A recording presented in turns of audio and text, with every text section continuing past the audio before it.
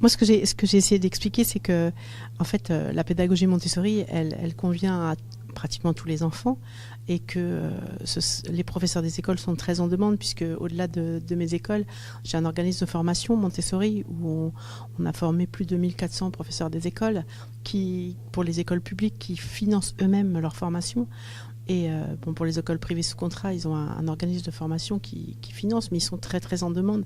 Il y a de nombreux professeurs d'école qui viennent observer ce qu'on fait en classe, qui nous questionnent, qui nous interrogent et qui demandent ce changement d'école, de pédagogie. Et pour moi, c'est important que chaque enfant soit considéré comme lui-même, et qu'on ne lui impose pas la même chose qu'à tous les autres. C'est là-dessus que je trouve que la liberté scolaire est très importante. C'est qu'en fait, que chaque enseignant puisse se remettre en question en fonction de l'enfant qu'il a en face de lui et qu'on ne lui impose pas d'enseigner de la même façon à tout le monde et qu'on ait recours à tous les outils que la pédagogie Montessori nous offre. Bien sûr, adaptés au jour d'aujourd'hui, aux enfants d'aujourd'hui, à certaines contraintes de l'éducation nationale, mais qu'ils aient cette possibilité d'utiliser ces outils qui ont fait leur preuve avec les enfants de tout milieu, de tout pays. Moi, mon fils, il est parti au Togo dans un orphelinat où il n'avait même pas à manger, ils n'avaient pas de soins médicaux, il est arrivé avec ses valises de matériel qu'on avait fabriqué. Les enfants étaient ravis alors qu'ils avaient fait leur journée d'école, leur long trajet, et ils apprenaient bien avec ça. Donc, c'est la preuve que c'est une pédagogie qui dispose de moyens qui peuvent convenir à tout le monde. Pourquoi on ne le met pas en place dans toutes les écoles? Pourquoi tous les enfants de France n'ont pas droit à ça? Déjà, si on pouvait offrir les formations à la pédagogie Montessori aux professeurs des écoles, puisqu'ils ont la liberté pédagogique, ils pourraient l'utiliser, mais il faut qu'ils soient bien formés, parce que sinon, on arrive au fait que les gens prennent sur Internet un petit peu de trucs à gauche, un petit peu de trucs à droite, et du coup n'appliquent pas bien cette pédagogie. Eux, ils sont en demande de ces formations. Après, il y aurait la possibilité que les Français aient le choix de l'école où ils puissent mettre leurs enfants au lieu de payer dans les impôts l'école publique de l'éducation nationale, puis tout le reste, que les parents puissent faire le choix de la pédagogie qu'ils souhaitent, que ce soit Montessori ou autre chose.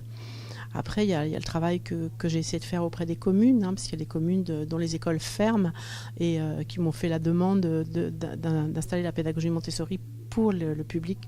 Et là, ça a fonctionné. On a réussi à sauver des écoles. On a réussi non seulement à ce qu'elles ne ferment pas, mais là, maintenant, à la rentrée prochaine, il y a des ouvertures de nouvelles classes.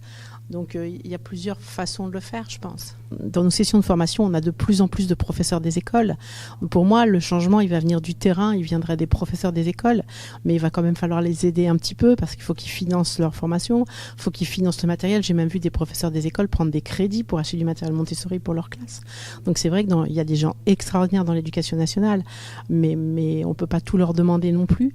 Donc de ce côté-là, j'étais optimiste en me disant le changement va venir du terrain, et si les professeurs des écoles changent leur façon d'enseigner, ça a commencé par la maternelle, maintenant on a de plus en plus de professeurs de l'élémentaire, et puis maintenant on a des demandes beaucoup du collège. Donc je me disais ça va changer par le terrain, mais avec la nouvelle loi qui vient d'être votée, ça m'a rendu beaucoup plus pessimiste, puisqu'en fait on restreint encore les libertés pédagogiques avec cette loi. Ils viennent de voter une nouvelle loi où les directeurs d'école devront avoir été enseignants dans l'éducation nationale ou surveillants pendant 5 ans, ce qui va limiter énormément la création d'écoles comme les nôtres, puisque souvent à l'initiative d'écoles comme les nôtres, ce sont des parents, ce sont des gens de tout profil, mais pas toujours des professeurs d'éducation nationale. Et donc là, je pense que c'est très très important de parler de ce débat, parce que pour moi, on est en train de restreindre la liberté scolaire et donc de restreindre aussi l'égalité des chances pour chacun. Il faut qu'on soit tous unis. Je pense que plus on va en parler, plus on a des chances de faire bouger les choses.